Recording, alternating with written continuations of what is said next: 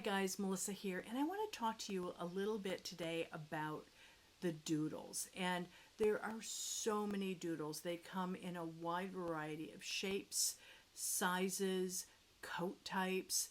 You know, there isn't a whole lot of consistency with a doodle other than it is almost any purebred mixed with a poodle. So you can have the Labradoodles, the Golden Doodles, the Aussie Doodles, the Berner Doodles. Anything can be mixed with a poodle and it comes out as a doodle. And with the poodles, we've got such a variety of sizes with the poodles.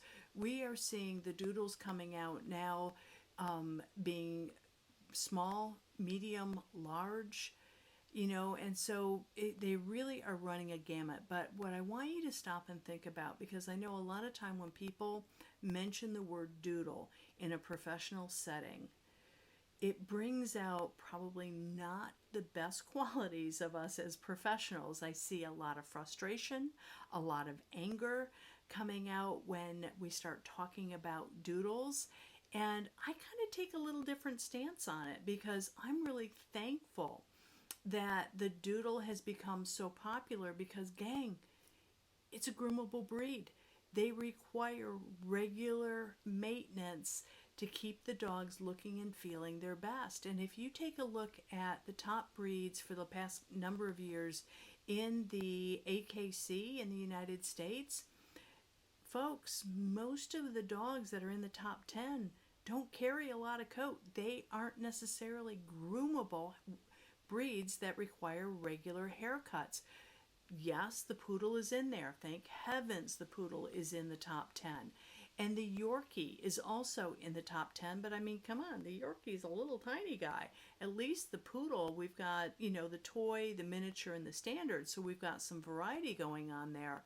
But the point is that when we're looking at purebred dogs and when you're seeing so many in the top 10 that are short coated, and that is also transferring over to many of the mixed breeds, they're short coated. They don't require a whole lot of professional grooming in the form of haircuts.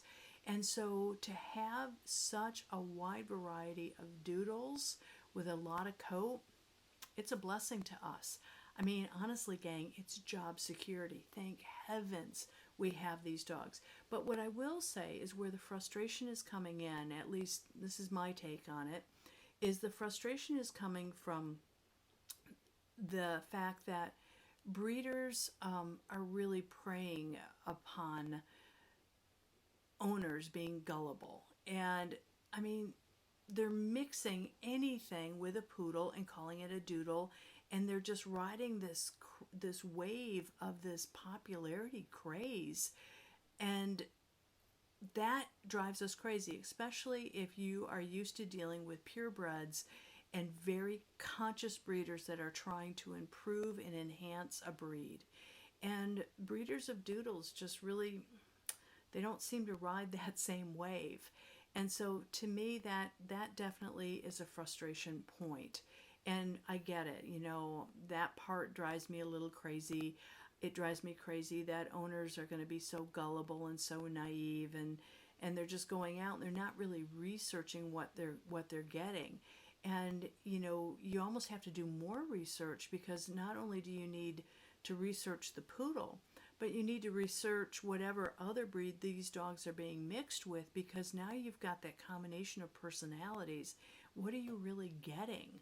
And is it going to fit into a family lifestyle that that the owners need it to fit into? So to me, that's where some of the frustration points are. But I also see it as being an opportunity, because the other thing that breeders don't seem to do a really great job with consistently, and I'm not saying all breeders, but come on, we see it enough that it poses frustration from a professional standpoint, is breeders aren't being totally honest with the new pet parent of what kind of maintenance that dog is going to take from a hygienic standpoint, from a brushing, a bathing, and a grooming standpoint. And so all of a sudden they're saying, oh, they only need to be groomed once a year or twice a year. And we know, as pros that are dealing with coat, that is so far from the truth.